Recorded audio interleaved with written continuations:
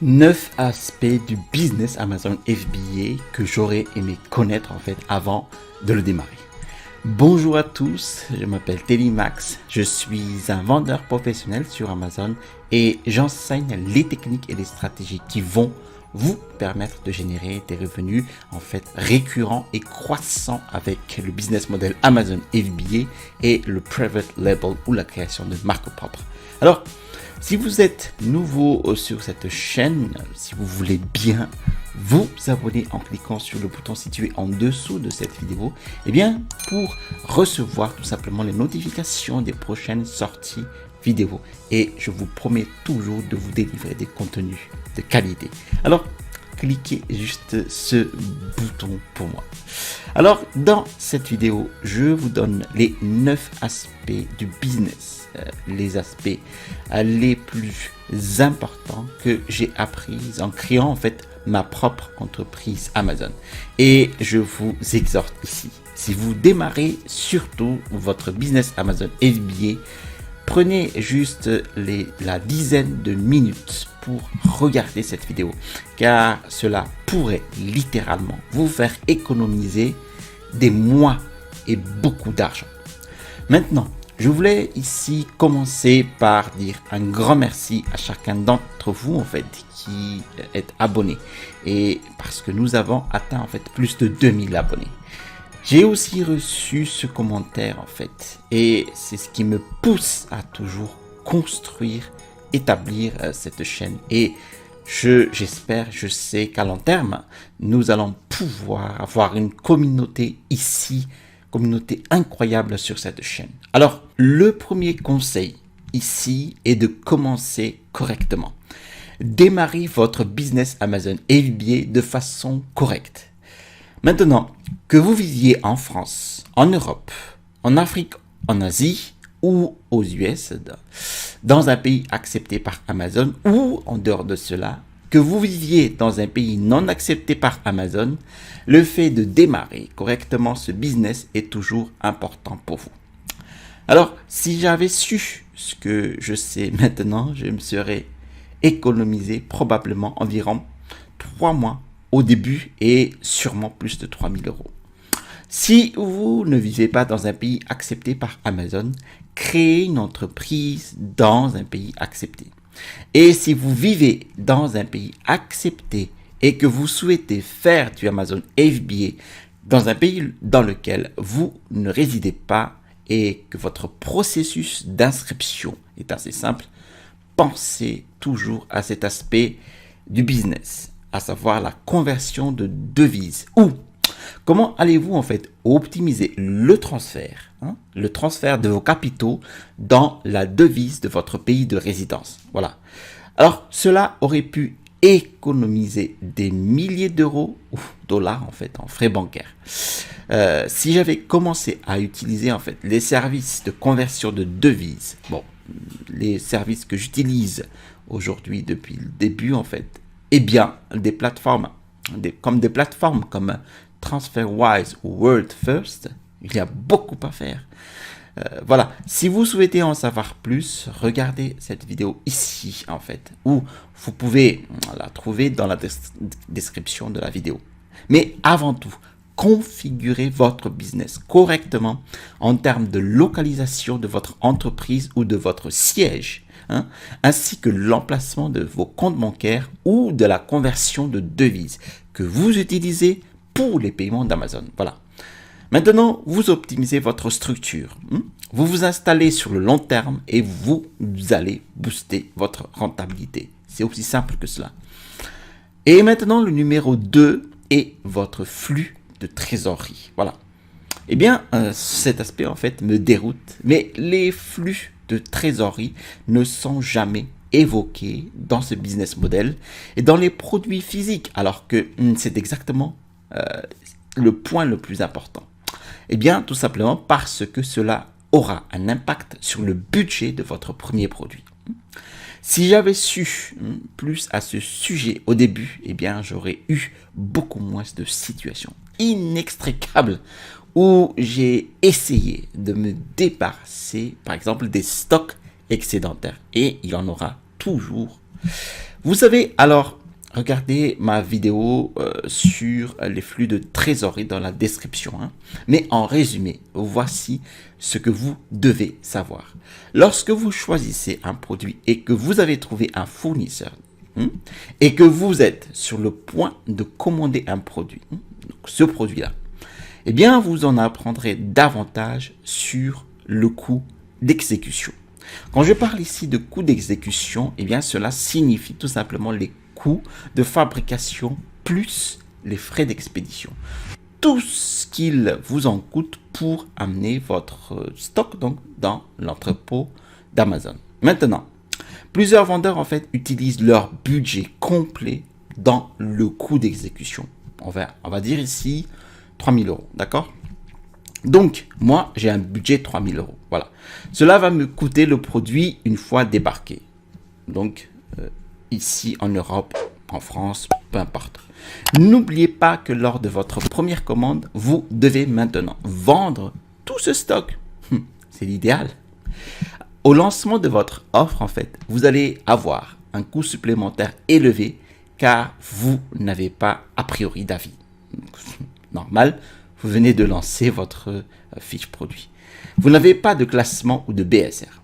Vous allez maintenant devoir payer ici en publicité pour être en première page, pour vous assurer de récupérer votre argent un peu plus lentement lors de la première commande. Donc, mais rappelez-vous que la deuxième commande pointe aussi le bout de son nez. Donc, vous devriez commander à nouveau si ce produit fait ses preuves et verser généralement un acompte de 30% pour la deuxième commande, d'accord? Probablement, en fait, avant que vous ne récupériez ces 30% de la première commande. Alors, voici ce que je recommande. Calculez le coût d'exécution de vos marchandises et ajoutez-y systématiquement, en fait, 30% à chaque fois. Et de cette façon, vous avez un rembourrage. Vous avez une réserve de 3 000 € pour le réapprovisionnement en fait. Et vous vous donnez également une flexibilité pour toutes les éventualités. En d'autres termes, en fait, si votre coût au débarquement est de 3 000 €, ajoutez 30% à cela. C'est 1 000 €. Donc, vous devriez en fait prévoir un budget de 4 000 €. C'est ce que vous devriez avoir en capital avant de commencer votre première commande, d'accord? Et la raison pour laquelle c'est si important et que vous voulez préserver votre classement et pouvoir réorganiser en fait votre stock le plus vite possible. Numéro 3 ici. Le business prend du temps. Ce business Amazon FBA prend du temps. C'est très important. En aucun cas, il ne s'agit en aucun cas ici d'un plan pour devenir riche rapidement en fait. Et j'ai vu beaucoup trop de vidéos sur le fait de quitter votre emploi pour Amazon FBA. Eh bien, ce type de vidéo en fait pourrait vous insinuer le fait qu'on peut rapidement générer suffisamment de revenus avec Amazon FBA et quitter rapidement son travail. Eh bien, au lieu de cela, même si vous détestez votre emploi actuel, donnez-lui juste un nouvel objectif. Faites de votre travail un moyen de lever des capitaux pour l'entreprise que vous allez créer. Eh bien, cela va vous revigorer et vous pousser à lever plus de capitaux, tout simplement, pour votre entreprise que vous allez construire en parallèle. Le private label, en fait, ou la marque propre, prend du temps. Le private label ne remplacera pas vos revenus en une semaine, en un mois, en 2 mois. Non. Il pourrait le faire dans 1 an, bien évidemment. Ici, il y a toujours des exceptions. Mais rappelez-vous, la recherche, le développement de produits appropriés, le lancement, l'obtention d'avis, la diffusion d'annonces, le classement sur la première page, l'optimisation de la rentabilité, tout cela prend du temps. Ensuite, vous arrivez à un point où vous vous classez sur la première page avec un excellent produit de haute qualité acheté chaque jour. Et ensuite, vous pouvez utiliser votre temps pour d'autres étapes comme le scaling ou le développement en fait à l'échelle de votre entreprise. Cela correspond en fait à la multiplication de votre chiffre d'affaires par la multiplication d'offres sur votre boutique. Donc, il faut être conscient que tout cela prend du temps.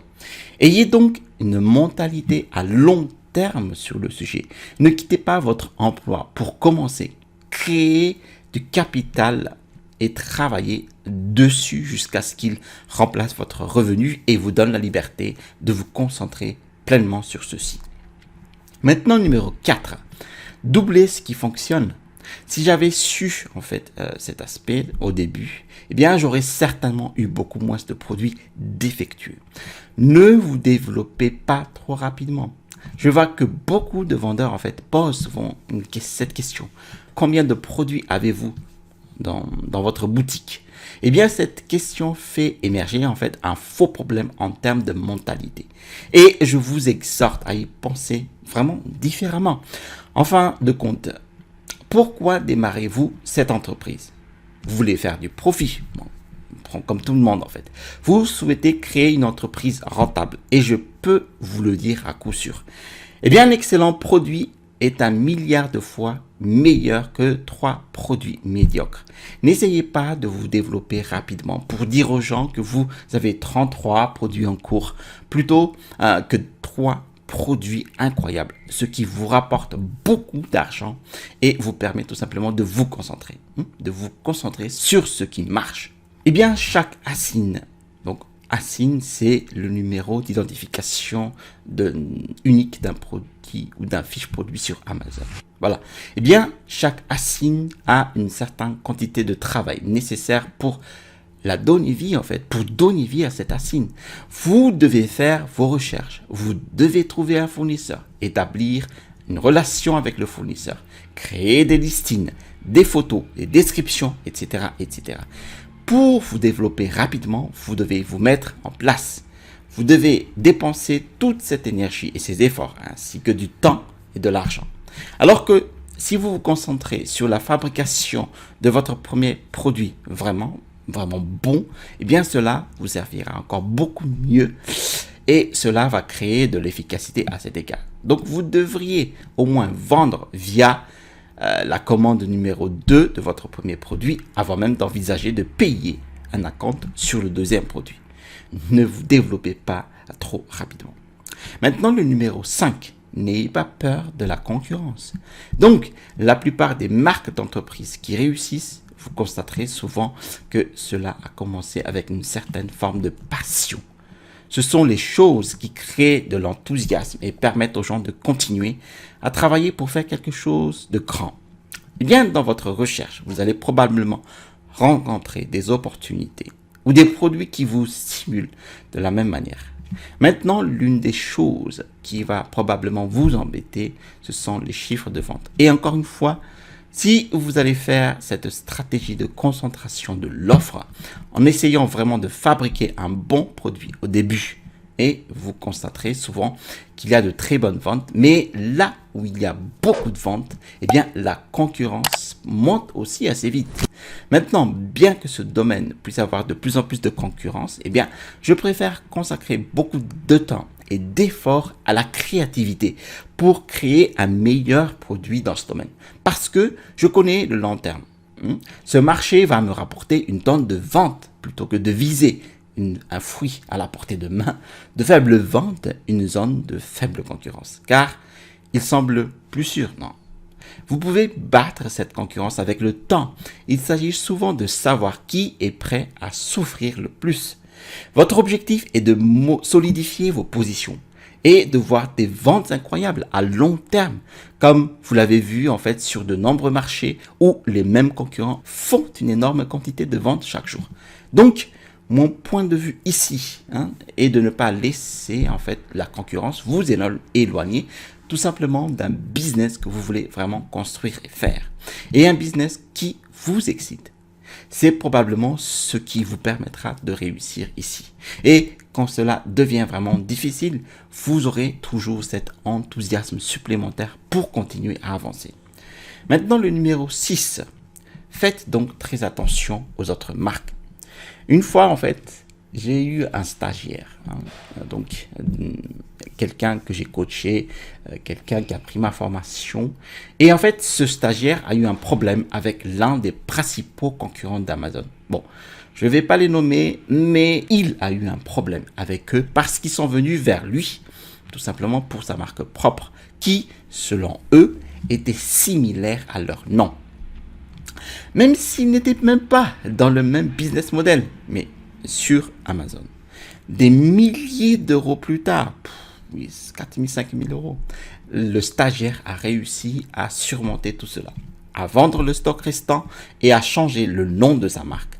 Il est très courant que cela se produise, en particulier si vous voulez étendre votre business sur le marché européen où il y a beaucoup plus de litiges. Donc je parle ici bien pour les connaisseurs du marché pan-européen, où vous pouvez en fait étendre sur le marché espagnol, italien, donc allemand, UK, donc Royaume-Uni. Voilà. Alors, soyez maintenant très prudent lorsque vous sélectionnez votre nom de marque. Soyez vraiment unique. Inventez simplement un nom. Soyez fantaisiste avec le nom. N'essayez pas du tout de tirer parti de la valeur de votre nom de marque. Même si vous n'essayez pas de donner de la valeur au nom de votre marque, eh bien, considérez simplement que vous donnez déjà de la valeur à votre offre en lui donnant un nom et une identité. Et il faut bien ici, en fait, faire la distinction entre donner de la valeur au nom de votre marque et de la valeur à votre marque, à votre offre sur Amazon. Voilà. Le numéro 7 ici, recevez de vrais commentaires. Eh bien, à plusieurs étapes du processus, obtenez des commentaires de personnes objectives. Donc, des commentaires objectifs de personnes. Voilà. Référez-vous toujours à la première page et dites-vous, achèteriez-vous ce produit grâce à ces avis? Lequel achèteriez-vous ici? Obtenez de vrais avis de votre offre. Une fois votre offre créée sur la marketplace, demandez aux gens ce qu'ils pensent de votre offre avec celle de votre concurrent direct, tout simplement. Peut-être ne leur dites pas laquelle est votre offre.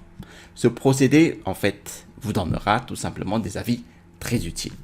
Donc, ici, vous prenez des décisions en fonction de ce que les clients achèteraient et non de ce que vous pensez être juste. Et le numéro 8 est le fret maritime ou le transport maritime. Eh bien, si j'avais opté pour ce type de transport depuis le début, ça m'aurait en fait économisé des centaines d'euros, même sur ses premières commandes. Eh bien, le fret aérien est incroyablement cher. Et bien qu'il soit rapide, il existe également des options de bateau rapide ou des options de fret maritime rapide. Désormais, en fait, la différence de délai de livraison est généralement ici entre 20 et 25 jours. Si vous utilisez des bateaux rapides, le fret maritime, eh bien, cela ne justifie tout simplement pas l'énorme prime de fret aérien. Eh bien, en optant pour le transport par l'océan, eh bien, vous allez réduire les coûts de vos produits et augmenter considérablement votre rentabilité. De plus, si vous vous débrouillez bien avec le fret maritime, en fait, eh bien, vous pouvez faire des choses comme le chargement complet de conteneurs, ce qui réduira encore plus votre coût unitaire et va améliorer encore plus vos marges. Et moi, je préfère en fait simplement attendre quelques jours de plus, 20 à 25 jours supplémentaires pour obtenir mon stock et économiser énormément sur le coût d'exécution, tout simplement, ce qui va augmenter considérablement ses marges. Dans certains cas, en fait, il est peut-être judicieux d'utiliser le transport aérien pour une partie de votre envoi, mais en général, c'est beaucoup plus cher. Cela rendra la rentabilité un domaine vraiment difficile, en particulier si vous avez un effet ajouté élevé. Donc au début, c'est probablement l'une des pires façons de s'y prendre. Votre profit en fait va juste être réduit, vraiment. Alors regardez certainement les options de bateau rapide, ce qui est encore relativement rapide. Et le numéro 9, le public est une mine d'or. Chaque propriétaire de marque, en fait, doit créer l'une des listings suivantes. Un listing de diffusion à partir d'un public de médias sociaux, par exemple. Avoir ces adeptes engagés va vous aider énormément à lancer de nouvelles offres, tout simplement, et à obtenir de bons commentaires sur ces nouvelles offres. Car ces personnes, en fait, vont déjà être positivement prédisposées à votre égard, à vos offres, et pardonner davantage les lacunes en fait que vous pourriez avoir avec votre business. Donc, pour le démontrer, j'ai coaché en fait un stagiaire, un moment, pendant environ 4 mois. Et ce gars-là, en fait, il a construit une audience sur Facebook et Instagram. Il a lancé son offre sans PPC. Donc, le PPC, c'est la publicité sur Amazon. Pay per click, donc coût par clic. Et il n'a pas lancé de PPC. Et dans le premier mois, en fait, il a vendu plus de 5 unités par jour. Eh bien, une chose que je dois dire ici, et que j'ai parlé à beaucoup de vendeurs, et j'ai constaté que beaucoup d'entre eux n'utilisent pas les médias sociaux pour leur business. Voilà. Eh bien, vous vous en êtes éloigné. Vous devez commencer à regarder les médias sociaux, tout simplement, comme un outil, pas seulement comme un endroit pour prendre du temps ou pour les représentations parfaites de votre vie, mais commencez à les regarder comme un outil que vous pouvez utiliser. Vous n'êtes pas obligé de le construire vous-même. Vous pouvez également payer un assistant virtuel pour le construire pour vous et le maintenir pour vous. En fait, la gestion des médias sociaux est l'une des plus grandes compétences que vous pouvez avoir sur des sites web tels que onlinejob.ph. Eh bien, sachez simplement que vous devez tout simplement vérifier vos compétences en anglais avant d'y accéder. Voilà. Merci d'avoir suivi cette vidéo jusqu'à son terme. Si vous trouvez vraiment de la valeur à cette vidéo, cliquez sur le bouton j'aime. Et bien, si vous avez trouvé de la valeur à d'autres vidéos sur cette chaîne, je vous invite à vous abonner en cliquant sur le bouton situé en dessous de cette vidéo pour recevoir les notifications des prochaines sorties vidéo. Je vous ai mis aussi en description de la vidéo mon e-book, les 5 étapes pour démarrer un business à succès avec Amazon FBA. Et bien, vous allez trouver dans cet e-book les techniques et les stratégies qui m'ont permis d'installer avec succès ma première boutique sur Amazon. Vous allez trouver ici le bouton pour vous abonner et à droite de cette vidéo, eh bien, vous allez trouver des étapes de construction d'un listing réussi sur Amazon. Allez, à la prochaine vidéo et restez toujours curieux.